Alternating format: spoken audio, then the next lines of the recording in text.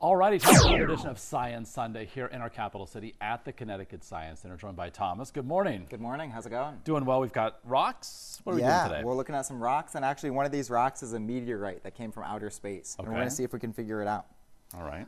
So there's a couple things that make meteors different from regular Earth rocks, namely that they were formed in outer space. And outer space is a lot different than on Earth. Earth has a lot more different like chemicals and more elements, and it also has air. And so two of the things that you would see on Earth rocks that you wouldn't see on rocks that formed in outer space is any kind of minerals that contain oxygen, like quartz, or any kind of air bubbles on the outside. Okay. So the first thing that we're going to do is we're going to look for quartz or air bubbles. I'm actually going to let you know that our rock with quartz is still in the box, so we're mostly looking for air bubbles right here. Okay. So let's take a look. I'm not seeing any on this one. It's mostly smooth. This looks very porous. Yes, this one has a lot of pores. So this one is actually a rock called pumice, and those air bubbles are indicative that it formed on Earth because there's no air in outer space. All right. Awesome. So we'll get this one out of the way. Pull that one out. All right. All right, our next test is going to be whether or not these rocks are magnetic. Rocks in outer space form with a lot of iron in them, so they should be attracted to a magnet. So what we're going to do is we're going to put the magnet on the table, we're going to put the rock on top, and we're going to see if it picks up the magnet. Mine picked up the magnet. Oh, yeah. Yours picked up the magnet too. Yeah. So these both have a lot of iron in them, so they both could be space rocks, could be meteors. The last thing we're going to check for is a property called a fusion crust, which is what forms on the outside of the meteor when it passes through the atmosphere and it catches on fire. It starts to look all burned and black on the outside, and it melts a little bit. So you should see a kind of smooth outside and a black color. So let's take another look.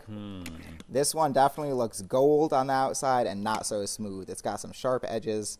This one's actually a mineral called pyrite that forms on Earth. I'm gonna rule this one out. All right, so mine's definitely blackish and certainly smooth. Yep, so this one looks like it's got the fusion crust. So this one is actually our meteorite, a real rock that came from outer space. This one was recovered from the desert in Burkina Faso by a professional meteorite hunter called Mr. Meteorite, and he sold it to us.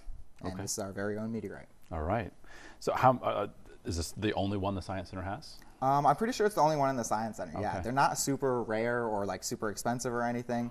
But this is a pretty big one, and it's the only one we need. All right. And we're going hands-on with this. So folks that visit can do the same? Yep, absolutely. We have this same program where you can test out a whole bunch of rocks and figure out which one is the meteorite. Now, I've spoiled it a little bit in our video here, but make sure you don't tell your kids if you come There you with go. them. And speaking of bringing your kids, great destination all the time for all ages, but specifically this coming Tuesday, 2 days from now, Toddler Tuesday. Yep, we've got our Toddler Tuesday coming back, which we do a couple times a year. It's a great, we close down the museum just for toddlers and their parents, so not too many of the big kids running around bumping into each other. And there's a lot of events and activities specifically for toddlers going on. So age restricted, 6 and under to get in. That's right. All right, good stuff. Thomas, thank you so much. And of course, we'll see you for another edition of Science Sunday next weekend.